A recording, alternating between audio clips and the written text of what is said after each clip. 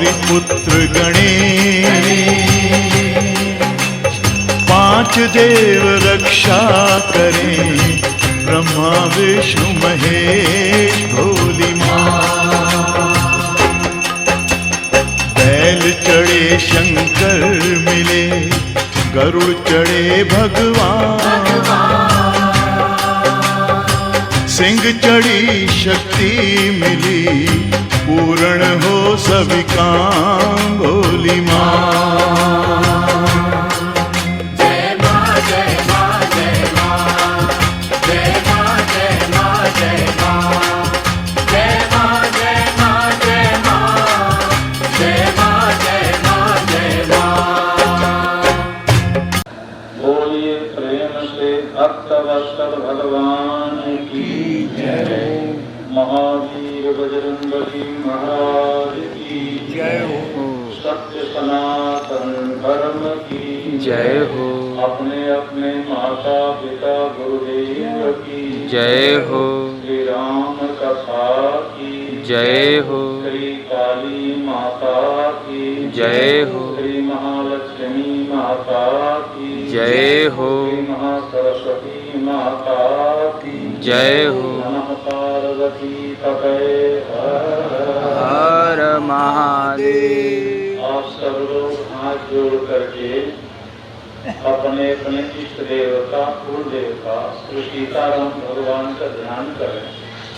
भगवान से प्रार्थना करें कि हे प्रभु, आज हम देव दुर्लभ कथा सुनने के लिए बैठे हैं, आपकी कथा सुनने का हमको फल मिले और हमारी मनोकामना की पूर्ति करें। जिनकी जो इच्छा हो वो भगवान से प्रार्थना करें। कथा सुनने से संपूर्ण मनोकामना की पूर्ति होती है, क्योंकि कथा में श्री 35 करोड़ देवता 3.5 करोड़ तीर्थ आकर के निवास करते हैं जहाँ कथा होती है।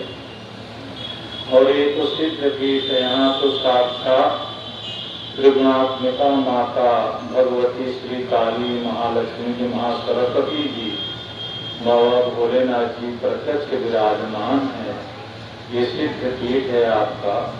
तो जिनकी जो इच्छा हो प्रार्थना करें, भगवान उनकी मनोकामना की पूर्ति करेंगे। नमोस्तु रामाय सलक्ष्मणाय देव्यै च तस्यै जनकात्मजायै।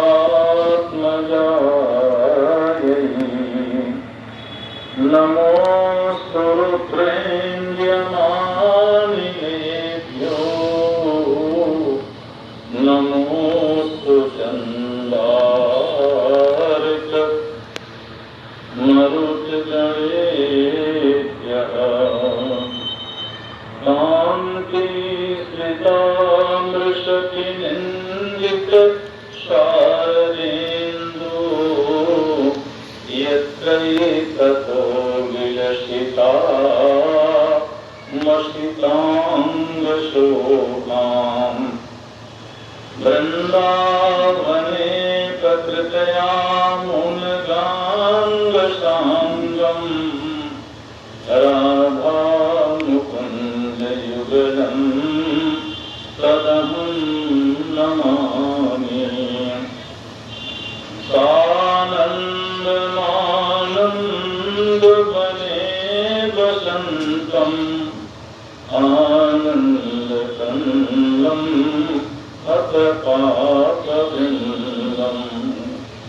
वाराणसीनाथनाथनाथं श्रीविश्वनाथं शरणं प्रपद्ये। हे काशीनाथं शरणं प्रपद्ये, हे वैद्यनाथं शरणं प्रपद्ये, हे भोलानाथं शरणं प्रपद्ये, हे गंगानाथं शरणं प्रपद्ये हे उमानाथं शरणं प्रपद्ये ध्याये नित्यं महावीरं वायुसुतं अपराजितं रामभक्तं प्रियं देवं शिवायवतारं हनुमन्तं दयानिधिं करुणासिन्धुं रामदासं जितेन्द्रियं भक्तिमुक्तिप्रदे स्वामी अञ्जनीनन्दं नमाम्यहं भक्तिमुक्तिप्रदे स्वामी अञ्जनीनन्दं नमाम्यहम् दक्षहस्ते गदायस्य वामहस्ते च पर्वतः हृदये जानकी रामो तं वन्दे वायुनन्दनं तं वन्दे वायुनन्दनम् जयन्ती मङ्गलाकाली भद्रकाली कपालिनी दुर्गा क्षमा शिवा धात्री स्वाहा स्वधा नमोऽस्तुते सर्वस्वरूपे सर्वेशे सर्वशक्ति समन्विते देवत्राहिणो देवी दुर्गा देवी नमोऽस्तुते नारायणं नमस्कृत्य नरं चैव नरोत्तमं देवीं सरस्वतीं व्यासं ततो जयमुदीरयेत् विनायकं गुरुं भानुं ब्रह्म विष्णु महेश्वरां सरस्वतीं प्रणम्यादो सर्वकामार्थसिद्धये सर्वधर्मार्थसिद्धये हेमवर्णमङ्गलकर्णं कलिमलहरण सुजान क्षेमकरण बिन बहुचरण कृपा करहु हनुमान श्री राधे मोरी स्वामी मैं श्री राधे को दास जन्म जन्म यह पर मांगहूँ चरण कमल में देहु वास लोग दुख कारण धावहि कहाँ कहाँ लावहि मात सब नाथन के नाथ हैं बाबा विश्वनाथ बाबा विश्वनाथ शिव समान दाता नहीं विपत्ति बिदारण हार लज्जा सब की राखिया प्रभु नंदी के असवार तन ही तेरा मन ही तेरा तेरा पिंड परान सब कुछ तेरा तू है मेरा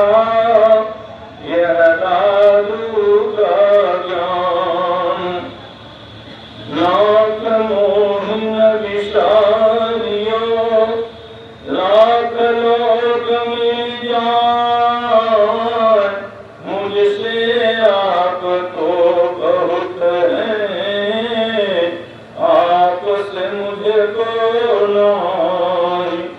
वेद विलंबन कीजिए भजिए राम सुजान, जगत मजूरी देत है क्यों न दें भगवान।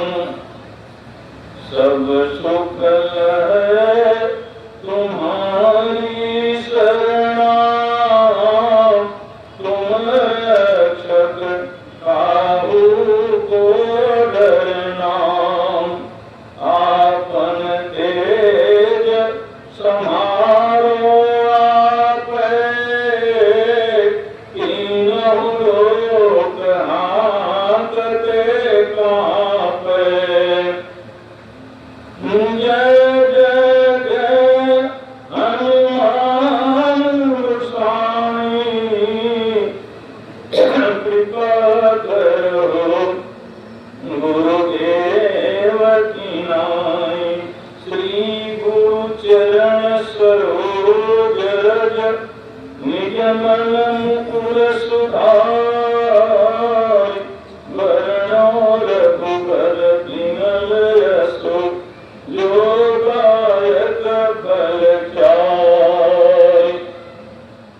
कोटि कोटि ब्रह्मांड नायक भक्त वत्सल, करुणालय करुणालय करुणा के सिंधु भगवान श्री राघवेंद्र सरकार, त्रिपुर सुंदरी जगत जननी जगदम्बा पराम्बा भगवती श्री जानकी जी, अंजनी नंदन वायु नंदन ज्ञानी नाम अग्रगण्यम बलवंत श्री संकट मोचन हनुमान जी महाराज, देवादेव चंद्रशेखर भूत भावन भगवान भोलेनाथ जी महाराज, यदुकुल भूषण गोपियों के प्राण वल्लभ राधा के प्राण प्रीतम श्याम सुंदर मुरली मनोहर भक्त वत्सल करुणालय करुणालय करुणा के सिंधु भगवान श्री कृष्ण चंद्र महाराज, पूज्यपाद प्रातः स्मरणी कवि कुल चूड़ामणि कलि पावना अवतार गोस्वामी तुलसीदास जी महाराज, परमादरणीय पूज्यपाद उपस्थित संत भगवान विद्वज्जन विप्रजन, भगवत कृपा पात्र उपस्थित सज्जन वृंद,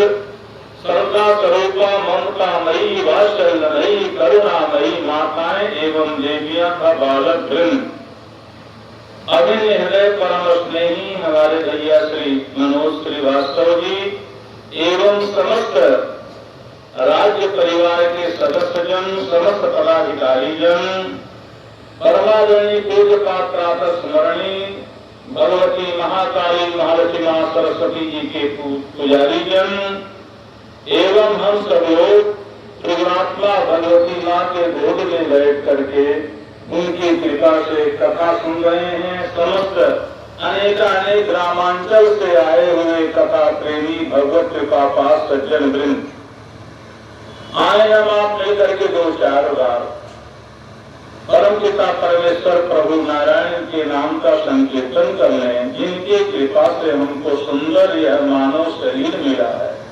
उनके प्रति हम सब लोग आभार प्रकट करें। सभी लोग आनंद में आकर मस्ती में आकर के बोलेंगे, बस यही तो बोलना है क्या? हरि भजले हरि भजले, हरि भजने का मौका है।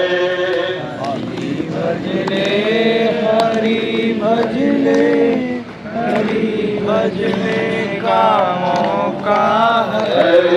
अभी भजले अभी भजले, अभी भजने का मौका है। अभी भजले अभी भजले, अभी भजने का मौका है।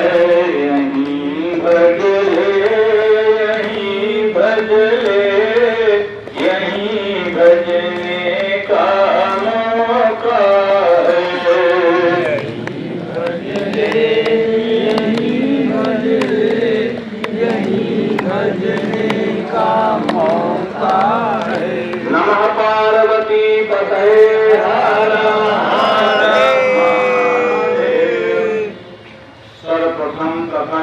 के पूर्व हम माइक वाले भैया का धन्यवाद करेंगे। बड़ा अच्छा माइक की व्यवस्था है। आए हम सब लोग प्रभु के चरितामृत की ओर चलें। इस वर्ष में आपको एक नया भाव दे रहे हैं, ध्यान से सुनेंगे। लक्ष्मण गीता की कथा सुनाएंगे आप लोगों को। श्री लक्ष्मण जी महाराज स्वयं निषाद राज जी को कथा सुना रहे हैं, उसको लक्ष्मण गीता कहते हैं। मानस में तो बहुत संक्षिप्त वर्णन है, लेकिन अन्य पुराणों में बड़ा विस्तार से वर्णन है। तो हम लोग श्री लक्ष्मण गीता जी की कथा सुनेंगे। श्री शेष नारायण भगवान का 3 अवतार है। एक तो हमारे यहाँ सनातन धर्म में 4 लोगों को नारायण कहते हैं। प्रथम श्री लक्ष्मी नारायण भगवान, दूसरे सूर्य नारायण भगवान, तीसरे अग्नि नारायण भगवान, चौथे शेष नारायण भगवान।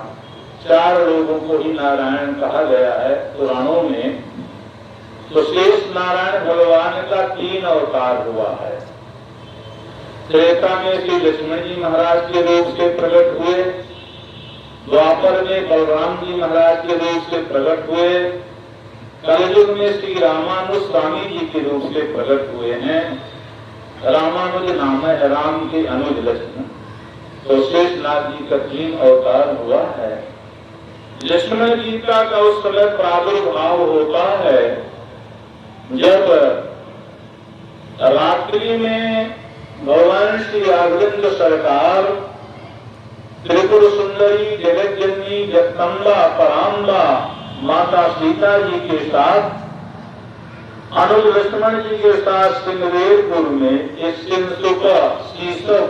के वृक्ष के नीचे पत्तों की सैया बना करके या कुशा की सैया बना करके विश्राम करते हैं। उस समय सिंगरेरपुर का राजा अपने समस्त बाड़ी गार्डों के साथ वहां पर विराजमान है। भगवान को नीचे विश्राम किए हुए देख करके श्री सीताराम भगवान नीचे लेटे हुए हैं और सामने लक्ष्मण जी महाराज वीरासन में बैठे हुए हैं।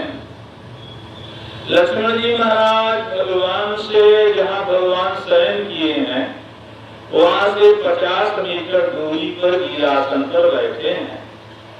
निषाद राज लक्ष्मण जी महाराज के पास गया और रोते हुए कहता है कि अवधेश नरेश कठोर हो, यह रानी आनी की भलना, उस कंटक कांकर उबाय न पै चलना पड़े, यह फाटक न मुरारी गवि कोमल पद पंकज देखे ना, यह मारुति कार सितार करो सरकार चलो अब ना पैदल ना। 2 लोग ऐसे हैं जो भगवान के कोमल चरण कमल कोमल सुकमित शरीर को देख करके रोने लगे। एक श्री हनुमान जी, एक विषाद राज। हनुमान जी महाराज ने कहा कि प्रभु से अगर हमसे यात्रा के प्रथम मंगल चरण में भेंट हुआ होता तो हम पैदल नहीं चलने देते। और श्री हनुमान जी महाराज के जब से विष्णुमुख पर्वत में श्री परमात्मा राम जी का दर्शन हुआ तब से हनुमान जी पैदल नहीं थे। कहीं विधि सकल कथा समुदाई, अलिए दुजन पीठ चढ़ाई। निषाद राज रोते हुए भैया लक्ष्मण से कहता है कि माता कैकेयी को धिक्कार है जो इतने सुकोमल श्री सीताराम जी को सुख के समय दुख देकर जंगल में भेजती है। जो सीताराम इतने सुकोमल हैं, मैं इनके विश्राम स्थान में कनक भवन में मैं इनके बिस्तर को देखा हूँ, दर्शन किया हूँ। भगवान भगवान श्री वाल्मीकि रामायण में लिखा है कि भगवान श्री सीताराम जी का जो बिस्तर का पलंग था वो इतना सुकोमल था, इतना सुकोमल था जैसे दूध का फेन, दूध का गाय। दूध का गाय बहुत सुकोमल होता है। ऐसे सुकोमल बिस्तर में सोने वाले आज वज्र कैसे कठोर बिस्तर पर लेटे हुए हैं। इनको कितना कष्ट, कितना दुख हो रहा है। ऐसे माता की कई को धिक्कार है जो सुख के समय इनको वन दे दिया। वो भी 2-4 दिन के लिए नहीं, 2-4 सप्ताह के लिए नहीं, 2-4 महीना के लिए नहीं, बल्कि तापस देशो विशेष उदासी 14 वर्ष राम वनवासी। 14 वर्ष के लिए वनवास किया है। जब माता के कई पर दोषारोपण लगाने लगा तो लक्ष्मण जी कुछ दियो लेकिन घर की निंदा नहीं सुनना चाहते। लक्ष्मण जी हम लोगों के आचार है, जीवाचार है। जीवों को भगवान के शरण में ले जाने वाले लक्ष्मण जी महाराज हैं। तुलसीदास जी को भी लक्ष्मण जी भगवान के शरण में ले गए।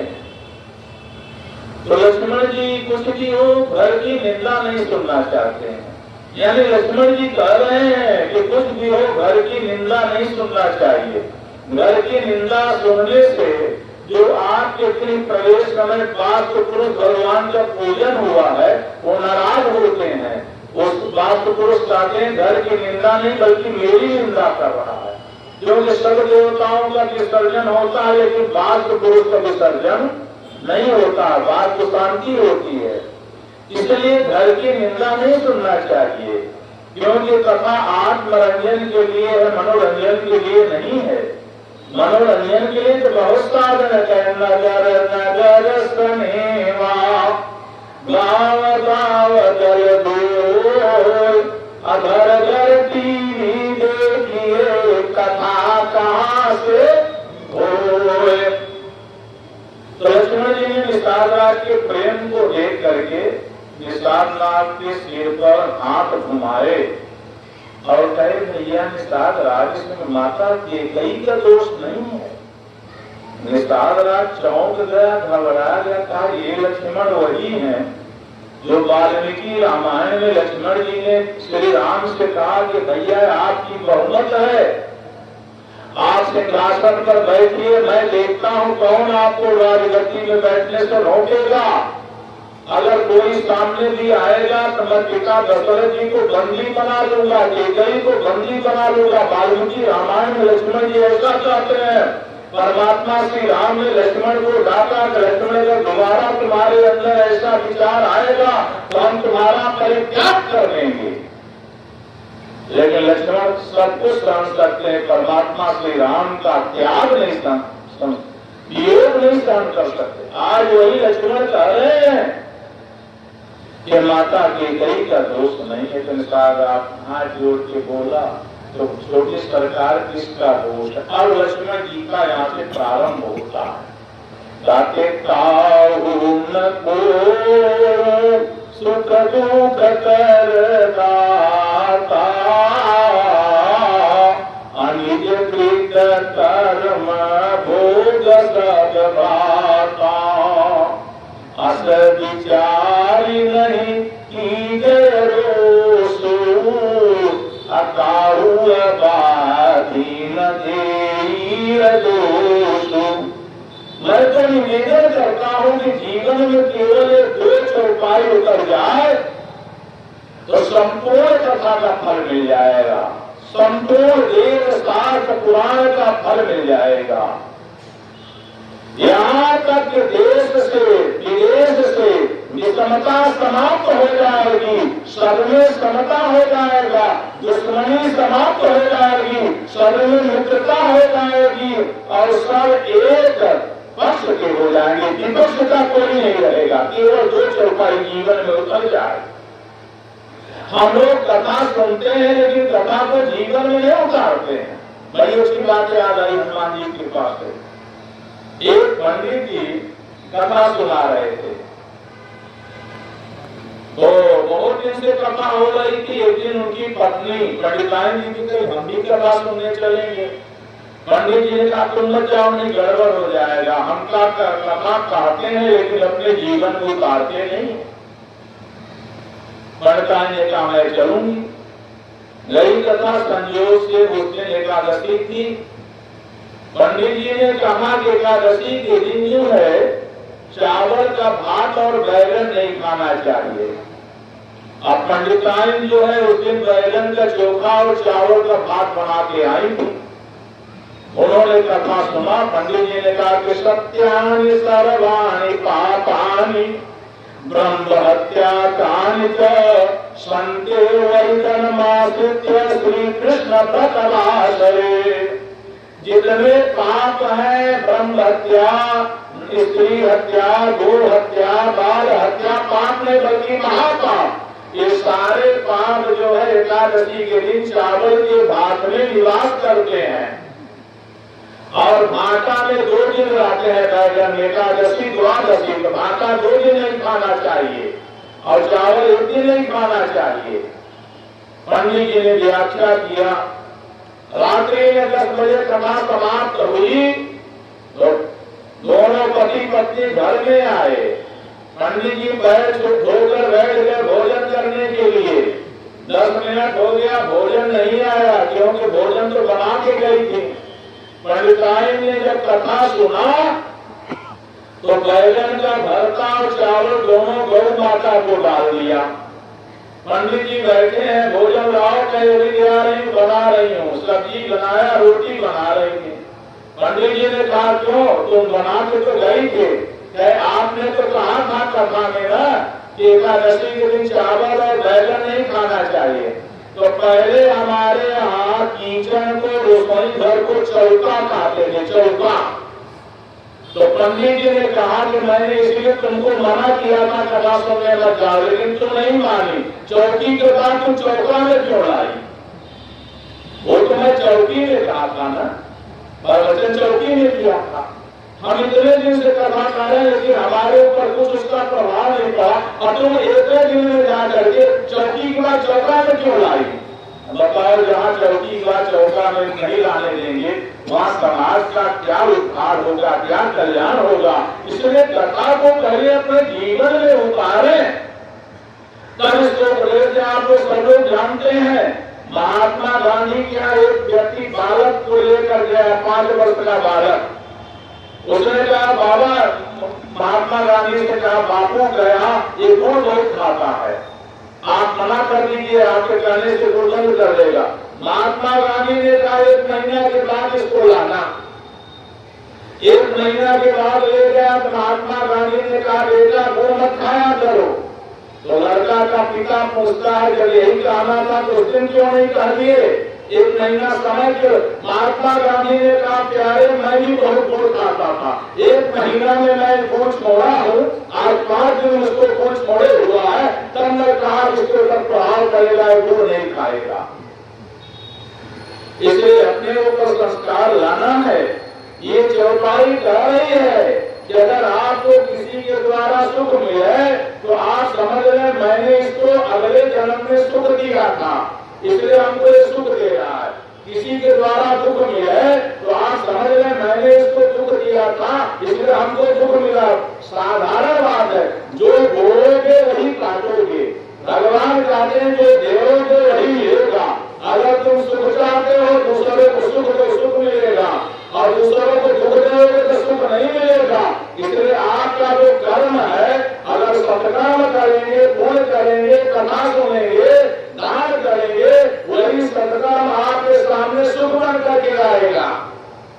और अगर आप दुष्कर्म करेंगे, पाप करेंगे तो वही कर्म आपके सामने दुख बन करके आएगा। इसलिए कारुण को सुख दुख कर दाता अनिज कृत कर्म भोग सब भाता। अस विचारी नहीं की रोसू अकाहु बागी न दोसू।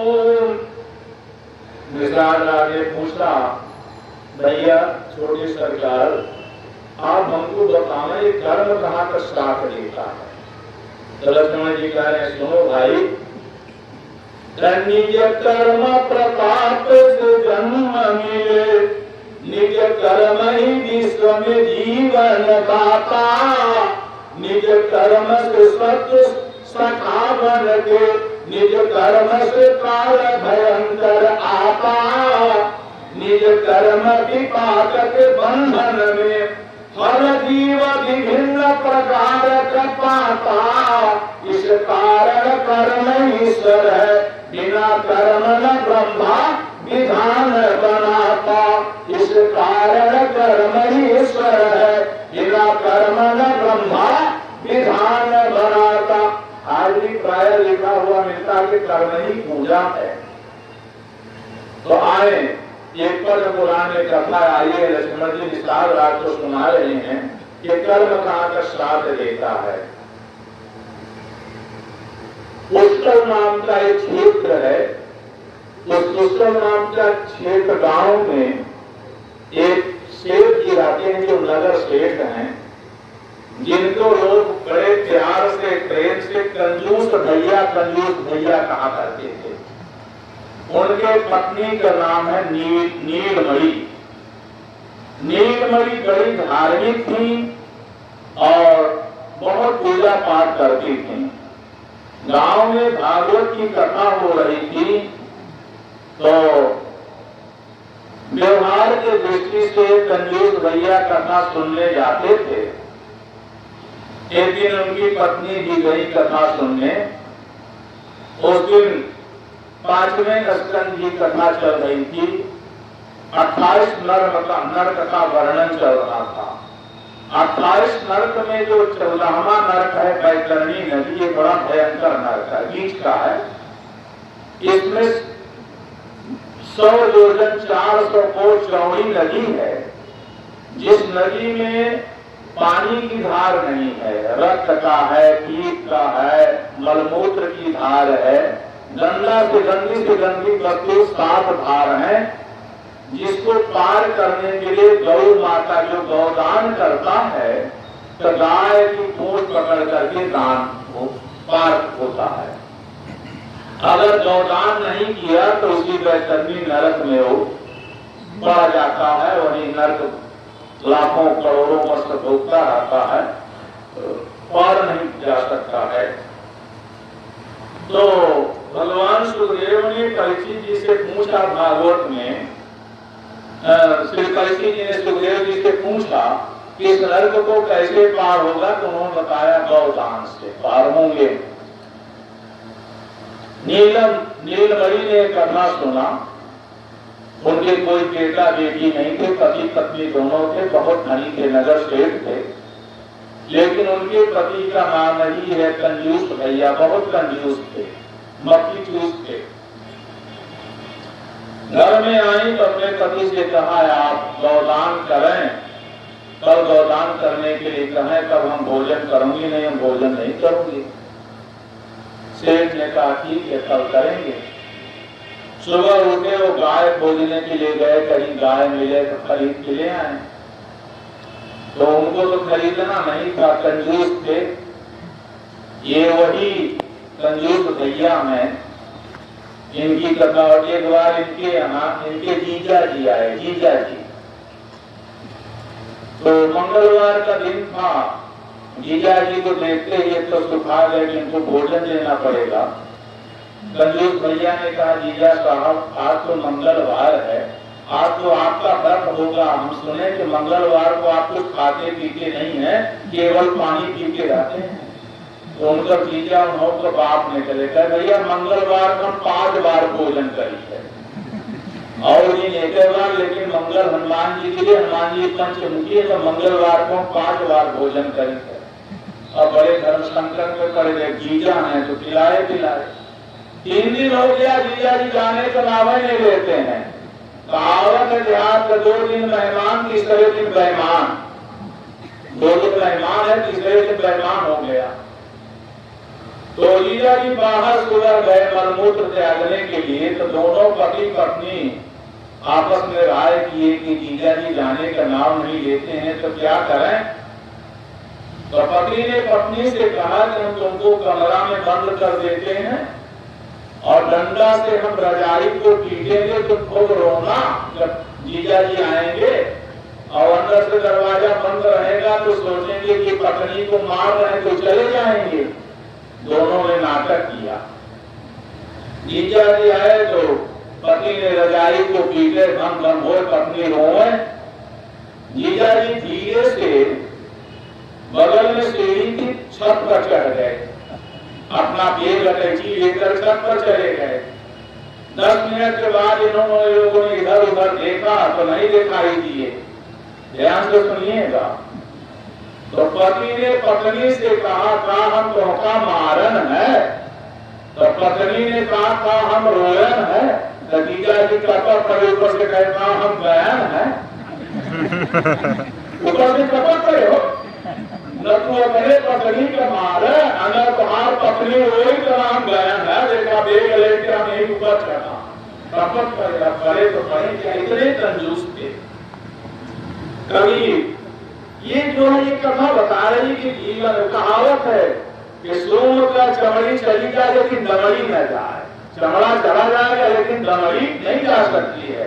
कथा कहती है कि भागवत में लिखा है कि उतना ही अपने पास धन रखना चाहिए जितने से पूरे परिवार का निर्वाह चल जाए। अगर ज्यादा कोई धन रखता है उसको भागवत में चोर कहा गया है, डकैत कहा गया है। अवश्य भी प्रार्थना करके कि साईं इतना दीजिए जामे कुटुंब समाए, मैं भी भूखा न रहूं न साधु भूखा जाए। एक कंजूस भी 2 श्रेणी के होते हैं। एक कंजूस होता है, एक मक्खी चूस होता है। दोनों एक बार दुकान में गए 50-50 ग्राम घी खरीदे। कंजूस ने मुख्य मक्खी चूस से पूछा आप कितना दिन घी खाओगे। मक्खी चूस ने कंजूस से कहा तुम कितना दिन खाओगे। कंजूस ने कहा हम 6 महीना खाएंगे 50 ग्राम घी। मक्खी चूस कहा इतना खर्च करोगे तो परिवार कैसे रहेगा। अच्छा कैसे खाते हो तुम घी। उसने कहा मैं नीम का ये सीख रखा हूँ, उसको 24 घंटा पानी में रखता हूँ। अगर दाल आती है तो सीसी का ढक्कन खोल के सीख को घी में डुबा के दाल में डुबा के फिर पानी में डाल देते हैं, 6 महीना चलेगा। तो कंजूस ने मक्खी चूस से पूछा भाई साहब आप कैसे खाते हैं। उसने कहा जब दाल आती है ना तो हम सीसी के ढक्कन में खोल के सीसी को दाल के ऊपर से डुबा देते हैं। आए कहीं भले कीड़ा पड़ जाए लेकिन समाप्त होने वाला नहीं है। इसी तरह कंजूस भैया है। पत्नी ने कहा गाय दान करो। गए दिन भर घूम के आ गए गाय क्योंकि लेना तो था तुम। पत्नी से कहे गाय नहीं मिली ऐसा करो गाय तो मिट्टी की गाय दान कर दो, हम कुंभकार के यहाँ से मिट्टी की गाय बनवा के ले आ लेते हैं। पत्नी बड़ी बुद्धिमान रही नीलमणि। उन्होंने कहा कि जाने दीजिए गाय को 1 पैसा आपको हार को देंगे, हम मिट्टी की गाय अपने से बना लेते हैं। कंजूस भैया बहुत प्रसन्न हुए कि हमारी पत्नी बड़ा बचत कर रही है। कहा आप जो है 7 दिन में किसी ब्राह्मण को खोज के लाइए, हम 7 दिन में गाय तैयार कर लेंगे, दान करेंगे। ठीक है। पत्नी जो है बहुत धनी थे, उसने पति के चोरी में 5 किलो सोना की गाय बनवाया। 5 किलो सोना का और ऊपर से मट्टी पोत दिया, मट्टी का पलस्तर कर दिया। समझ रहे ना, मट्टी पोत दिया, मट्टी का पलस्तर कर दिया। आंगन में गौ माता को खड़ी कर दिया।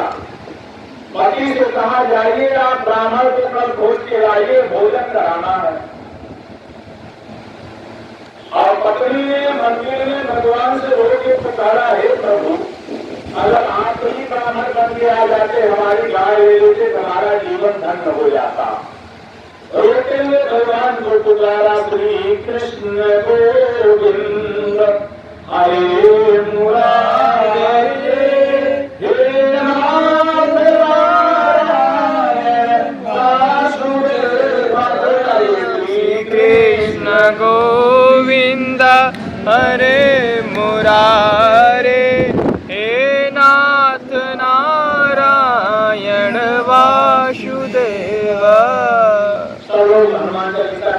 करें, उसके बाद अपना हम लोग सुनेंगे।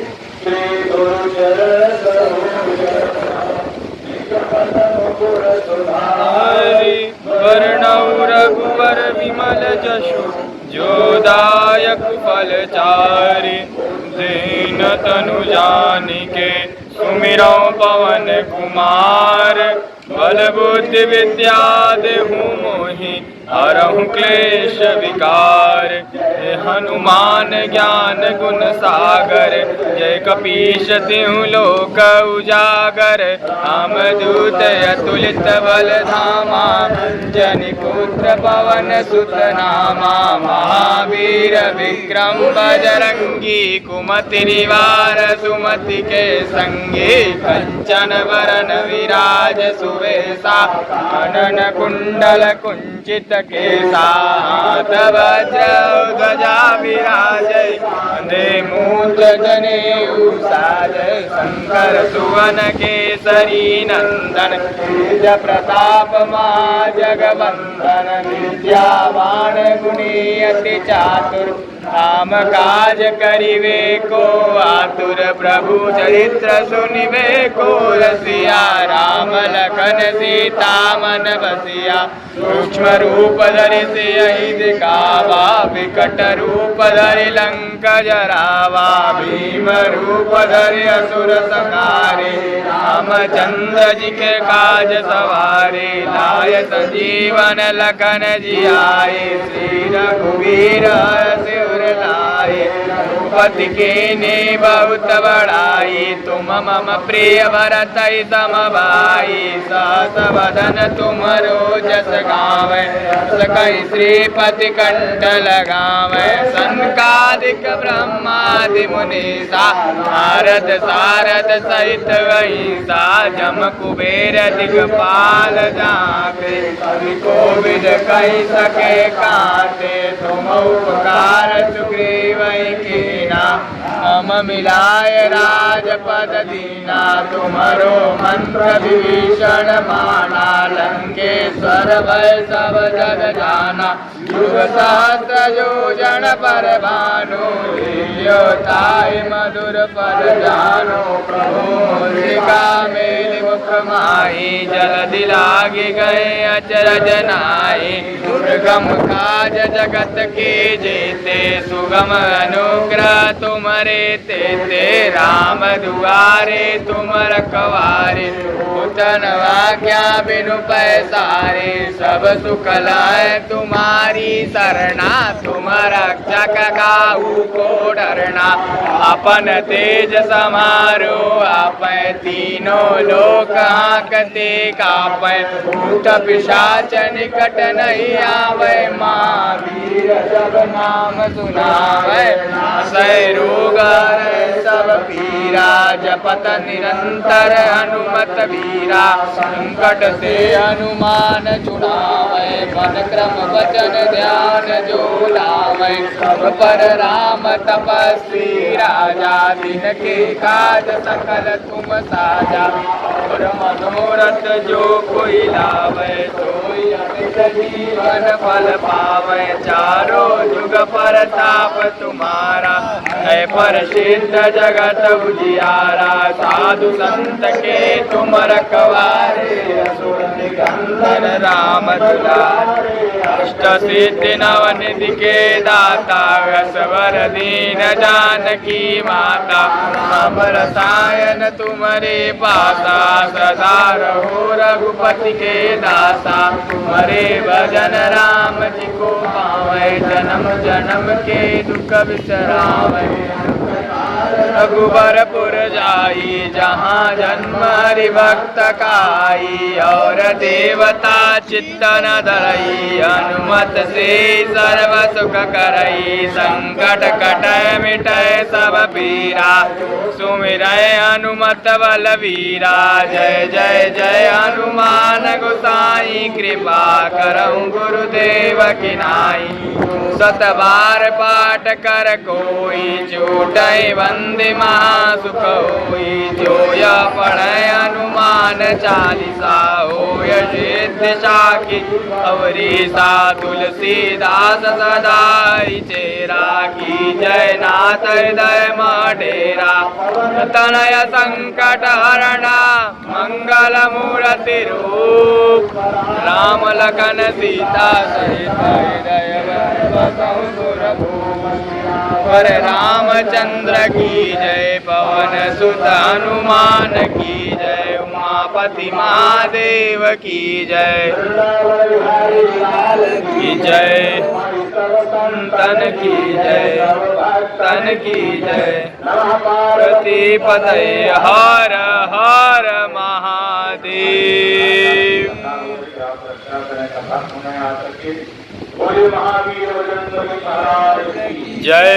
मैं आपसे निवेदन कर रहा था कि कंजूस भैया जो है ब्राह्मण को खोजने के लिए गए। कोई ब्राह्मण मिल जाए तो हम उनको गौदान करें। तो जो चंदन लगाए देखें तो मैं प्रणाम महाराज जी आप ब्राह्मण है आप कितना भोजन करते हैं? तो लोग कोई कहे 2 किलो कोई आधा किलो। ये चाहते रहे कि 100 ग्राम भोजन करने वाला कोई ब्राह्मण मिल जाए। दिन भर घूमते रहे लेकिन नीलमणि के भक्ति को देखकर ये कथा भक्त माल देती है। नीलमणि के भक्ति को देखकर भगवान नारायण माता लक्ष्मी के साथ जंगल में जिधर से भैया ऐसे झोपड़ी बनाकर में आया। देखा पूरे शरीर में चंदन लगा है। बड़े तपस्वी कहे महाराज जी प्रणाम। भगवान ने आशीर्वाद दिया। विद्यावंतम यशवंतम लक्ष्मीवंतम जनकपुर गुरुकम और तुम चंद्र का बड़े अच्छे संगीत है। बड़े इतना आशीर्वाद किसी ने नहीं दिया। राम महाराज आप भोजन कितना करते हैं? भगवान ने कहा 100 ग्राम। देखो हम पतले दुबले हैं हमारी हड्डी दिखाई दे रही कंगाल दिखाई दे हम केवल 100 ग्राम। महाराज आपका निमंत्रण है 12 बजे आप हमारे घर में आ जाइएगा। हमारी पत्नी गौदान करेगी। भोजन करके गौदान लेके आप चले आइएगा। हम दुकान में चले जाएंगे। ठीक हम आ जाएंगे। भगवान जो है 12 बजे पहुंचे। अच्छा पेट की से गलती हो गई क्या? उन्होंने अपने पत्नी से कहा कि हम पंडित जी को निमंत्रण देते हो आएंगे जो मांगेंगे वो दे देना। सेठ ने सोचा 100 ग्राम खाने के लिए बहुत करेंगे 200 ग्राम खाएंगे। ये मुझसे गलती हो गई। जो मांगे वो दे देना। भगवान आए तो नीलमणि ने भगवान के चरण को धोया। जब चरण को धोया तो उसके शरीर में रोमांच हो आया। जानता है भक्त का भक्त जो है भगवान को पहचान जाता है। समझ गई कि मैंने बहुत ब्राह्मणों का चरण धोया लेकिन इतना आनंद है किसी के चरण में है। ये मालूम पड़ता है प्रभु नारायण ही हमारी कृपा सुनकर के आए हैं। मैंने भी निवेदन किया था कि प्रभु ने आपको सबका उद्धार किया। मेरा कल्याण नहीं करेंगे।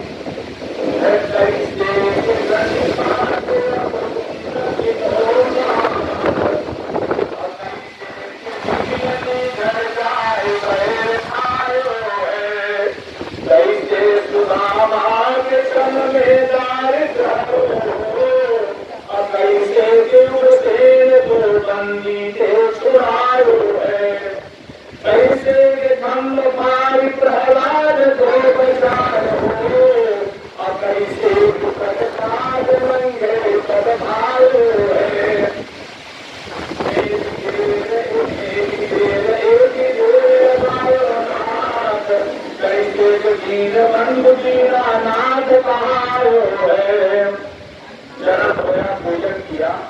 महाराज हमारे पति ने कहा कि भोजन मांगे मुझे देना।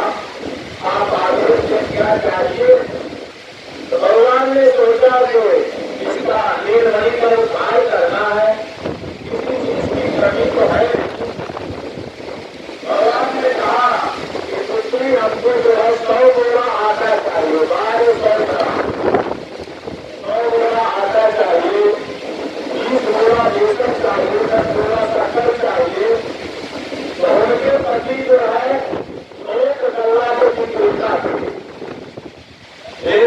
करके उसने जो है गुलाब में भगवान को दिखा दिया।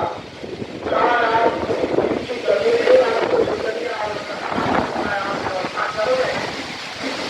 भगवान नारायण ने 35 करोड़ देवताओं को बुलाया, मुस्करा सहित आ गए और संस्कार जो है पूरी सब्जी मालपुआ भुजिया वगैरह सब कुछ बनके तैयार हो गया। भगवान ने सबसे कहा कि देखो ये सोम भैया जो है 10 बजे रात्रि में आएंगे, उसके पहले आप लोग भोजन करके आगे चले जाए। सब लोग भोजन किए, सबका धोखा सत्संग करके उठाया और उठा करके जो है करवाया के हाथ का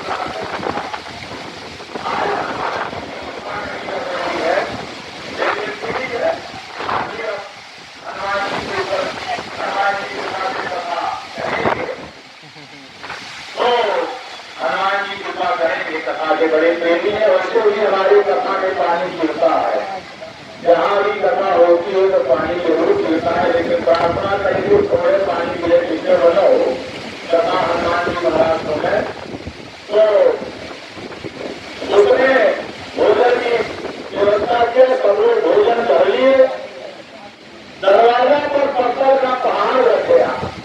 भगवान अपने कुटिया में जाकर के लक्ष्मी जी से कहे कि देखो नील बलि ने भगवान को गौदान गाय दिया और कहा महाराज इस गाय को किसी तरह से देखना नहीं। भगवान ने कहा मैं जानता हूँ इसमें 5 किलो सोने की गाय बनी है, 5 किलो सोना ऊपर से मिट्टी रखी हुई है। ले गए भगवान ने लक्ष्मी जी से कहा कि हमने तो नील बलि से गौदान ले लिया, लेकिन अभी धोसी दक्षिणा बाकी है। और चलो राजा हरिश्चंद्र धोसी दक्षिणे में बनारस में जीते रहे काशी में, तो धोसी दक्षिणा हमको सेठ जी से लेना है। तो सेठ 10:30 बजे जरूर आएगा पत्थर देख करके।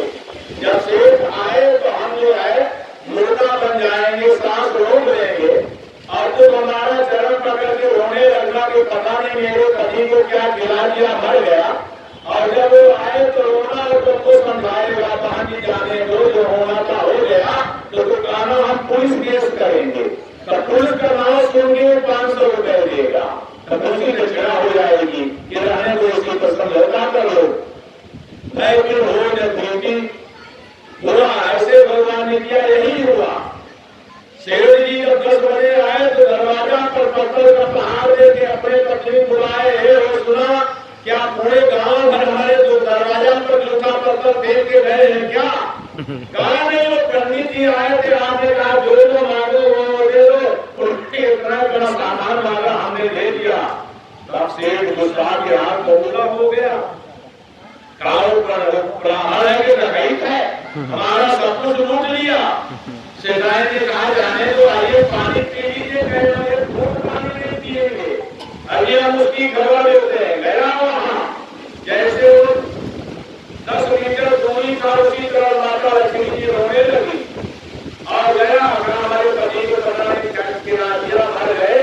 गया कहा बहन जी जो होना था हो गया, छोड़ दीजिए इनका जो दान संस्कार वगैरह कर दीजिए। कहा नहीं हम पुलिस केस करेंगे तुम्हारे ऊपर, इनका पोस्टमार्टम होगा। अभी तो दुकान से आया था, 500 रुपया दिया था, बिक्री का दे दिया, कहेंगे ले लो 500 रुपया और रहने दो इनको। भगवान ने सारा किया, जाने दो, उसकी दक्षिणा मिल गया। शेर लौट करके आए। अब ये ध्यान देखना है कि गाय का दान सिपाही ने किया है, शेष ने नहीं किया है। भगवान की ऐसी कृपा हुई कि दोनों की मृत्यु हुई। मरने के बाद दोनों जो है बैतरनी नदी में गए तपने, तो वही मिट्टी वाली गाय आके खड़ी हो गई। इसके अंदर सोना मिट्टी वाली गाय आ गई। ये पद्म पुराण के शिष्ट करने की कथा, कोई ग्रंथ कथा नहीं है। आ गई गाय और यमराज के दूत से ध्यान से कहे कि तुम गौ माता की पूछ पकड़ करके रामायण जी को थोड़ा छाता वगैरह लगाते हुए रामायण जी को प्रणाम करके उधर भाग रहे किसी चीज से, बस से भाग दीजिए, रामायण न भीजे, हम भीज जाए तो कोई घर नहीं, बस रामायण पूरे होने वाली है। आगे की कथा कहाँ ले जाए, उसके बाद आगे कोई चरण प्रतिष्ठा है ना,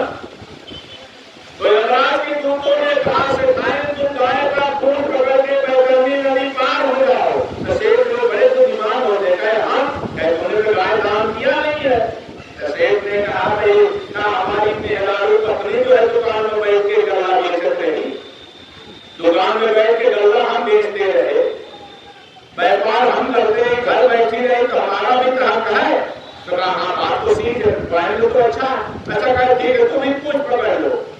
अब सज्जनों देखो, वो मिट्टी की गाय, सोने की गाय बैतरणी नदी में लेकर चल दी, जो असली गाय काम करेंगे उनको कितना पुण्य होगा, वो कैसे ले चल दी। जब वो करीब 40 कोस गई, 40 कोस वो गौ माता गई और 400 कोस जाना है, तो वो जो मिट्टी थी वो फूल करके मिट्टी बह गई, सोना दिखाई दिया। तो सेठ की पूंछ छोड़ के आपन कपार में हाथ कटकटे, अरे बाप रे बाप, दुष्टी सब कुछ लुटा दिया, अरे नीचे सोना लगाए ऊपर माटी पोते रही। तो सेठ की वही पोता खाते रह गए और वह जो है नील बनी बैतरणी नदी पार हुई। तो सेठ ने दान में ऐसा कोई कर्म नहीं किया था कि वो भी बैतरणी नदी पार हो जाए, इसलिए कर्म अपना भोगना पड़ता, उसमें कोई वकीलत वगैरह नहीं चलती है। इसलिए लक्ष्मण जी कह रहे हैं कि हे विशाखा ध्यान रखना, कारुण को सुख दुख करदाता, अनिज कृत कर्म भोग सब पाता, अस विचार नहीं कीजे दोषु, अकाहो बाकी न देई दोषु। इसलिए आपन करनी पाप करनी, ये कथा बता रही है कि आप अपने कर्म पर ध्यान दें, आप ऐसा सत्कर्म करें, ऐसा खोज करें। मैं निवेदन करता हूँ, 5 जगह प्रतिनिधि काम नहीं आते हैं, 5 जगह आपको स्वयं जाना पड़ेगा। कितना उछल कूद करो, भोजन भजन लगन शयन मरण, 5 जगह प्रतिनिधि काम नहीं आएंगे। आपको स्वयं भोजन आप जब करेंगे तभी पेट भरेगा, दूसरे के करने से पेट नहीं भरेगा, दूसरों के करने से। भोजन में आप भजन में आप जब भजन करेंगे तभी आपका कल्याण होगा, दूसरे के भजन करने से आपका कल्याण नहीं होगा। भोजन भजन लगन। किसी लड़के का विवाह होने वाला है बनारस में और लखनऊ से उसका नौकरी का पत्र आया है, ज्वाइन करना है। अपने मित्र से कहा गए दोस्त आप में क्या अंतर है, कल हमारे जगह को जाके शादी कर लेना, इस सप्ताह में हम लौट जाएंगे, हमारी पत्नी लौटा देना। भारत में ऐसा नहीं होता है, विदेश में होता होगा, जिसका विवाह होगा उसी की पत्नी होगी। इसलिए वहाँ विवाह में भी प्रतिनिधि काम नहीं आया। शयन, चौथा है शयन। आप 3 दिन के जागे हो और पत्नी के सोने से आपकी निद्रा की पूर्ति नहीं होगी। आप जब सोएंगे तभी आपको निद्रा की पूर्ति मिलेगी। आज सर्वभूतेषु निद्रारूपेण संस्थिता, नमस्तस्यै नमस्तस्यै नमस्तस्यै नमो नमः। मरण में भी प्रतिनिधि काम नहीं आते हैं। यमराज के यहाँ जो है वारंट कर गया, बार उज्जैन हुआ, वारंट कर गया, जाना पड़ेगा। लेकिन आजकल तो मानव बड़ा चलाक है, बार उज्जैन को काला कर लिया, कोयला पोत लिया, मेहंदी लगा लिया, केदार लगा लिया। यमराज के दूसरे से कहा भैया हमारा काला है, पड़ोसी का उज्जैन है, उनका ले जा। यमराज कहीं तो कितना काला करूंगा करेगा, लेकिन आपका भ्रम नहीं होगा, यमराज के दूर जाएंगे, उसी को ले जाएंगे, दूसरे को नहीं ले जाएंगे।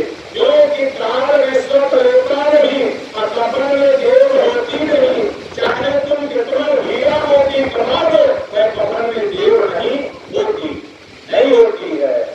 तो अब आप लोग बताओ क्या करी, बीच की कथा कही के बंद करी, 10 मिनट तो बाकी है,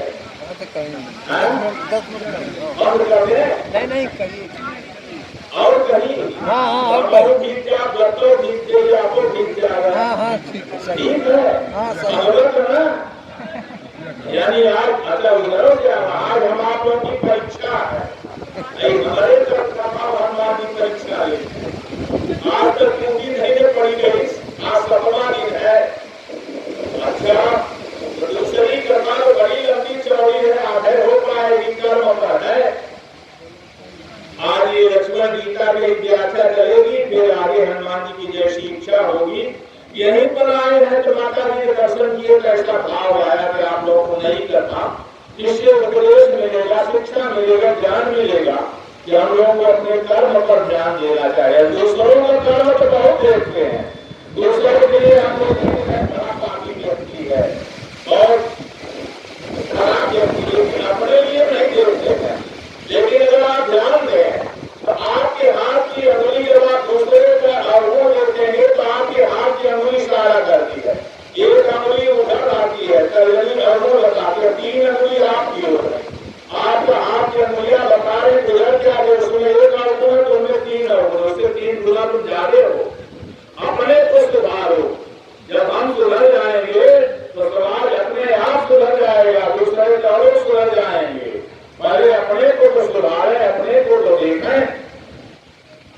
तो पर पुरुष कुशल करके ये आचरण के धर्म घने, दूसरे को बहुत शिक्षा देते हैं लेकिन अपने ऊपर नहीं उतारते हैं। तो मैं आपसे निवेदन कर रहा हूँ, आइए दूसरी कथा लक्ष्मण जी महाराज स्कंद पुराण में, स्कंद पुराण में रेवा खंड है, स्कंद का रेवा खंड है। हम देखिए अखबार पुराण की कथा कहते हैं, इसलिए मानस की कथा, मानस में सारे पुराण समाहित है। रघुपति नाम उदारा अयति पावन पुराण श्रुति सारा नाना पुराण निगमागम, सारे पुराण मानस में समाहित है। तो आइए स्कंद पुराण रेवा खंड से जो संत नारायण पर कथा दी गई है, रेवा खंड से, रेवा खंड बहुत बड़ा है, तो स्कंद पुराण में रेवा खंड में एक कथा आती है। देखिए कथा जीवन में किसी तरह उतर जाए तो कल्याण होता है, जान में अनजान में कैसे भी उतर जाए तो कल्याण होता है। आप देखें एक नगर में कथा हो रही थी, शेखाइन जी प्रत्येक दिन कथा सुनने जाती थी लेकिन सेठ जी नहीं जाते थे, नगर सेठ थे। 7 दिन हो गया, 2 दिन कथा और है, तो 7वें दिन जो है पत्नी ने बड़ा आग्रह किया तो सेठ जी गए। जब सेठ जी गए तो लोग दौड़ करके गए तो गत्ता लाए, नगर सेठ गत्ता उनको अलग से बिछाए गए, आइए बैठिए, बैठ गए। कथा शुरू हो गई, सेठ जी सो गए कथा में नींद भी बड़ी मस्ती आती है। कथा समाप्त हो गई, सब लोग चले गए। जिसके घर से गद्दा आया तो वो बेचारा बैठा है गद्दा का आगे, माघ का महीना है, ठंडी 12 बज गया, शेखाइन भी चली गए। और बेचारा सोचता है कि मरना तो ये चाहे ठंडी में मरे चाहे सेठ जी मारे। तो बुलाया का बाबूजी हाँ क्या कह जाइए, कथा हो गई, कह हो गई, सब लोग चल गए, हाँ सब लोग चलिए, हम ही आप बचे, आप सोवत रहा, हम जागत रहा। तो कहे तू काहे नहीं गया, कहे हम गत्ता खा के, गरीब आदमी हमारे घर का गत्ता है, तो गत्ता खा के बैठा, हम तोड़े खा के नहीं बैठा। अच्छा गए, पत्नी ने भोजन दिया, भोजन करने लगे तो सेठ जी से पत्नी ने पूछा, पत्नी ने देखा था कि सोवत रहे, निद्रापति बना रहे, तो पूछा आपने कथा सुना?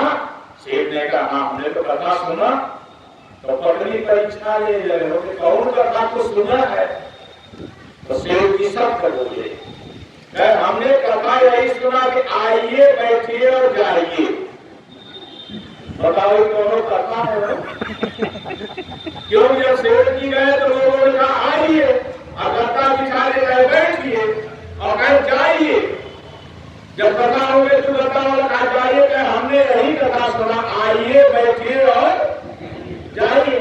पत्नी ने कहा तो महामंत्र सोचा कि अगर हम तर्क वितर्क कर तो कल कथा सुने न देंगे। तो पत्नी ने कहा महामंत्र है। सेठ के दिमाग में बात बैठ गई कि हमारी पत्नी का नाम है श्रीमती लक्ष्मी देवी, ये कभी झूठ नहीं बोलती है, ये महामंत्र है। हाँ तो भोजन किए और पत्नी से कहे जा तो विश्राम करा, हम थोड़ी देर में आते हैं। 1 बजे सेठ जी आसन लगा के बैठ गए, आज रात में मंत्र कब सिद्ध करा, राम मंत्र जल्दी सिद्ध होता। माला ले लिए रुद्राक्ष का, ओम आइए बैठिए जाइए, ओम आइए बैठिए, इसी पे जाप करने लगे हो। देखो विश्वास देखो, बताने कोई कथा नहीं है लेकिन विश्वासन फल आएगा। 2 बजे रात्रि में उनके यहाँ चोर चोरी करने आया, दरवाजा खुला रहा, तो सीधे अंदर गया। जब चोर अंदर गया तो कोई शब्द सेठ जी तेजी से बोलते, कोई धीरे से, तो जब आइए उसको सुनाई दिया। चोर ने बाप ने बाप शेर जी ने तो देख लिया, कहा आइए, खड़ा हो गया। तब तक उसको सुनाई दिया बैठिए। चोर ने कहा वो अपनी जान नहीं बचेगा, कल जो है हमको मरवा देंगे। चल दिया चरखट आइए। तब चोरवा लौट के आवा उनके चरणों में गिरा, का बाबू क्षमा करिए, 10,000 रुपया दूसरे जगह से चुराया था, वो 10,000 रुपया उसको दिया। अब आए कहीं क्षमा करिए, शेर जी कहे जाइए जाइए, 3 बजे कहे जाइए, अच्छा जाओ। दरवाजा अंदर से बंद किए। 3 बजे रात्रि को लोग अपने पत्नी बुला तो सुना गया हो, हाँ कहा है, अरे तू सही तो ये भावंत है, आइए बैठिए जाइए में हमारे घर का बना बच गया और 10,000 रुपया भी आ गई। हम मानस में भी लिखा के जगमंगल गुण ग्राम राम के अदान मुकुट धन धर्म धाम के। कथा सुनने से घर अपने आप आ गया, सेठ के घर अपने आप आ गया कि जगमंगल गुण ग्राम राम के अदान मुकुट धन धर्म धाम के। कथा में एक शब्द पर भी विश्वास हो जाए तो कथा से कल्याण होता है, मंगल होता है, आनंद होता है। सज्जनों, हनुमान जी की कृपा रखता है, आज ज्यादा जलदृष्टि होने वाली है, इसलिए आज कथा इसमें कर हम लोग बल्कि और पहले से कल शुरू कर देंगे। आप लोग थोड़ा पहले आ जाइए, हम जो है और पहले से आपको कथा सुना देंगे।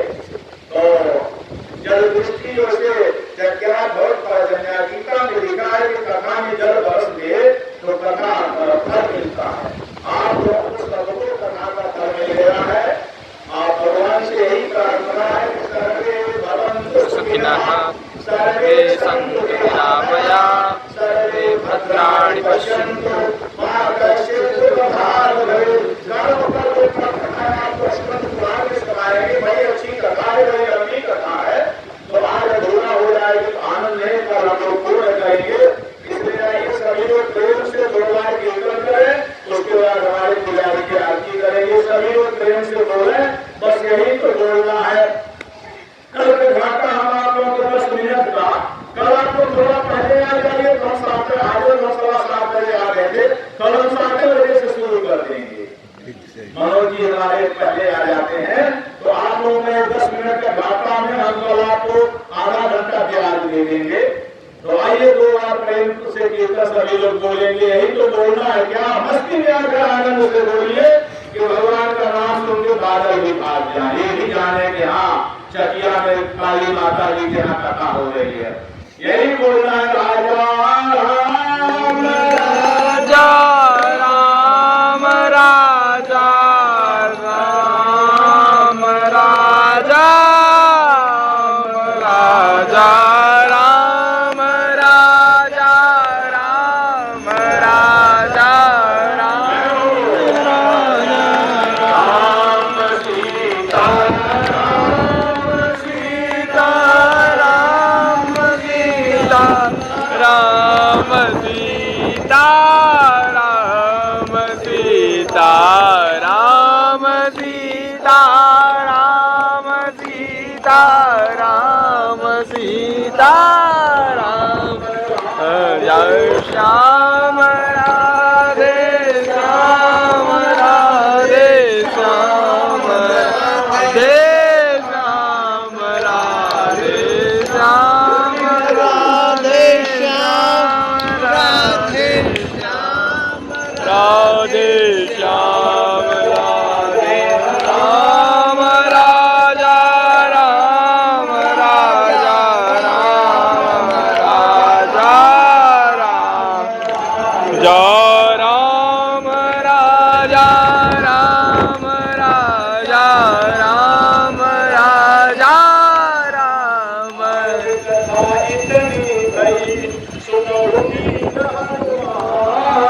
राम लखन जानकी सैया सदा ज्ञान सुखिनः सर्वे सन्तु निरामया, सर्वे भद्राणि पश्यन्तु, मा कश्चित् दुर्भाग् भवेत्। पूर्णमदः पूर्णमिदं पूर्णात् पूर्णमुदच्यते